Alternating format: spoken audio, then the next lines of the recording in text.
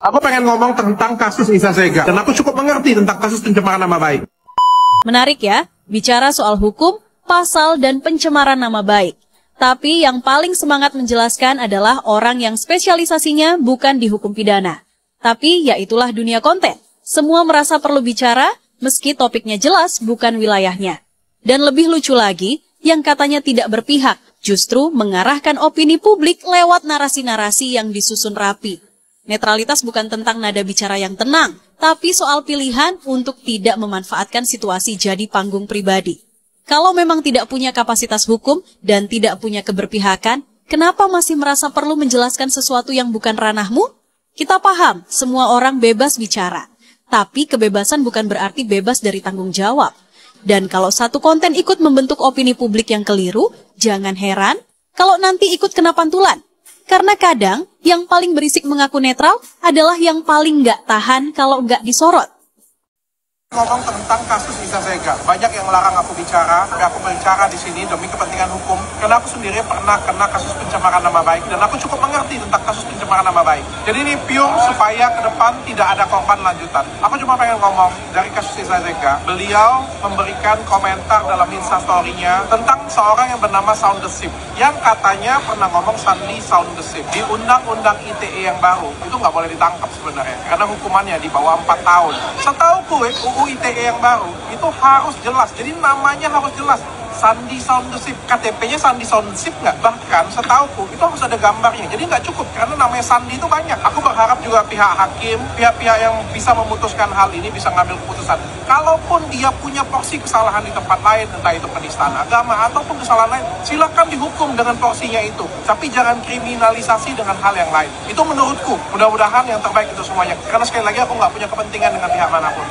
Dr. Richard Lee akhirnya buka suara dan menanggapi kasusnya Isa Sega yang dilaporkan terkait dengan pencemaran nama baik atau Undang-Undang ITE. Dikatakan oleh Dr. Richard Lee bahwasanya dia dalam kasus pencemaran nama baik ini sangat mengerti dan paham seperti apa pasal dalam Undang-Undang pencemaran nama baik tersebut. Dr. Richard Lee juga mengatakan bahwasanya di dalam pasal pencemaran nama baik yang ancaman hukumannya itu di bawah 4 tahun, itu tidak bisa dilakukan penahanan terhadap tersangka.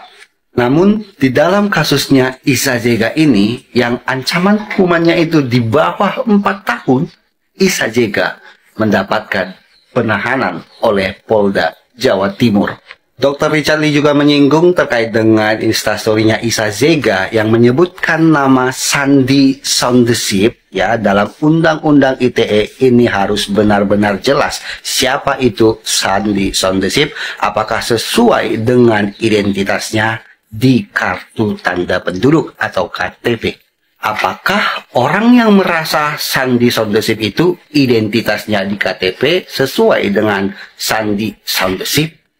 Ia pun berharap kepada Majelis Hakim Pengadilan Negeri Kepanjen yang menangani kasusnya Isa Sega ini agar dapat memberi putusan yang seadil-adilnya. Halo, terima kasih untuk komentarnya.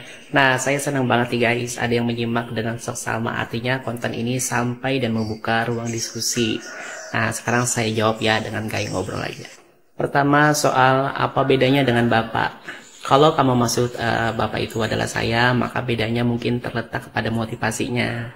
Saya membuat konten bukan karena dibayar atau diarahkan, tapi karena memang saya merasa ada yang perlu saya bahas. Istilahnya saya ini lebih dekat ke buzzer organik yang bersuara karena kesadaran, bukan karena kontrak kerja.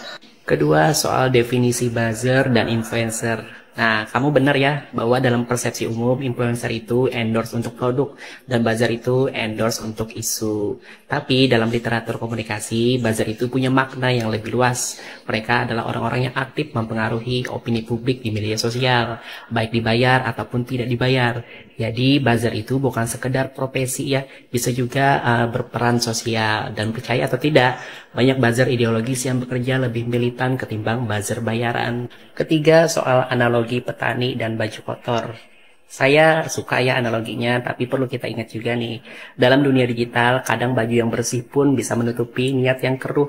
Yang penting bukan tampilannya, tapi seberapa jujur narasinya. Dan hati-hati, karena sekarang banyak orang yang berpenampilan netral tapi menyisipkan agenda halus dalam narasinya. Kemudian soal narasi saya yang katanya tidak tepat. Narasi saya memang tidak akan tepat ya jika kita memandang buzzer itu hanya sebatas orang yang dibayar. Tapi jika kita perluas perspektif, kita akan sadar bahwa siapapun yang aktif mempengaruhi opini publik dengan atau tanpa bayaran dapat disebut buzzer. Dan inilah letak tantangannya guys, membedakan antara suara yang jujur dan suara yang dipesan. Jadi sekali lagi terima kasih ya Kak untuk komentarnya, karena diskusi semacam ini penting banget agar kita sama-sama belajar nih, tak cepat menilai, tak mudah dilabeli, dan lebih jernih dalam memaknai siapa yang benar-benar sedang menyuarakan kepeduliannya.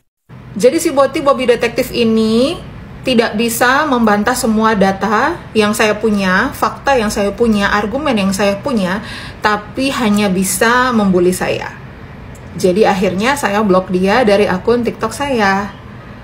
Kalau memang dia pintar, harusnya dia bisa menyanggah argumen saya dengan argumen yang lain. Kita adu data secara sehat, bukan bully-membuli. Tapi memang itu tujuannya, itu briefingan dari majikannya untuk menyerang mental orang lain dan membungkam mereka. Tapi mohon maaf, saya tidak akan pernah mau untuk dibungkam hanya karena buzzer kayak kamu yang bekerja sesuai dengan arahan persis majikanmu yang suka membuli.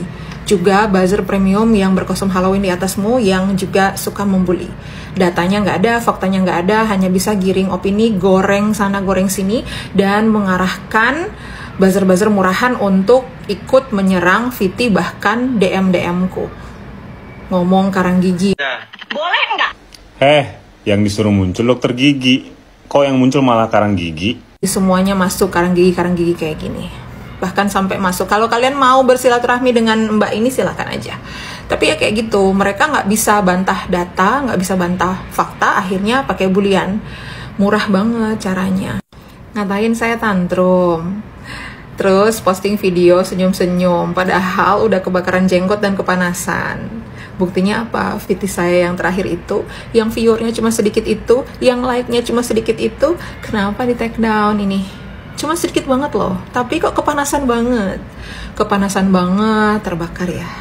Iya, karena apa yang saya omongin itu ada data dan faktanya ya di situ. Kamu nggak sanggup kan bantah data saya dan fakta saya yang ada di situ? Akhirnya kamu main men-take down video saya. Kenapa? Kamu kan bilang, kayak gini nih kamu bilang. Kalau prinsip gue ya, sekali pengusaha itu udah nipu konsumen, udah memanfaatkan konsumennya, menurut gue nggak perlu lagi sih kita mikirin untuk beli produknya dia. Nah, terus saya tunjukin yang ini. Mata lu harusnya lebih bagus dari gue ya. Belum pakai kacamata kan, masih bisa lihat kan, nggak siwer dan nggak picek kan. Jadi lihat, ini kenapa dua produk tapi NA-nya sama. Nipu nggak kira-kira? Jawab jujur lu, nipu nggak? Tapi oh ini beda ya soalnya ya. Ini juga beda ya soalnya. Dua produk tapi BPOM-nya sama. Soalnya salah satu itu nggak keluar izin edar dari BPOM-nya, tapi maksa pengen cuan, jadinya nih jualin produk itu, maksain, kan pengen cuan juga. Nipu nggak menurut lu? Nipu nggak kalau satu produk nggak ada izin BPOM-nya, tapi ngambil izin edar BPOM dari produk yang lain? Satu NA dipakai beramai-ramai, nipu nggak menurut lu? Produk siapa itu? Jangan pura-pura nggak tahu. Kenapa nggak bisa dibantah? Malah tantrum, kebakaran, malah take down video saya. Kenapa? Gimana guys menurut kalian? Apakah aku harus unblock si Bobby Detektif itu? Atau biarkan saja di blok? Komen dong. Oh anyway, dia itu milih-milih kalau mau screen capture dan taruh di story-nya itu. Kemarin yang dia taruh cuman yang di atasnya ini, jadi yang di bawahnya itu dia hapusin supaya seolah-olah terlihat kalau saya itu cuma mau validasi. Padahal di situ saya jelasin kenapa saya blokir dia. Cuman kan dia terlalu cemen untuk menunjukkan semua DM saya, jadinya ya begitu. Aduh gimana sih Boti? Intinya bot, lu juga punya usaha kan? Hati-hati ya, kalau kamu mau jahatin orang lain, nanti bisa berbalik ke kamu loh. Yang kamu tabur itu yang kamu tuai. Hati-hati, kalau sampai nantinya ada apa-apa, ingat omongan saya hari ini, ya bot. Kamu kan kalau nggak stitch, saya nggak makan. Iya, sama kayak buzzer premium di atasmu itu. Kalau nggak Stitch, Reza Gladys, SS, DRL, gak makan. Iya.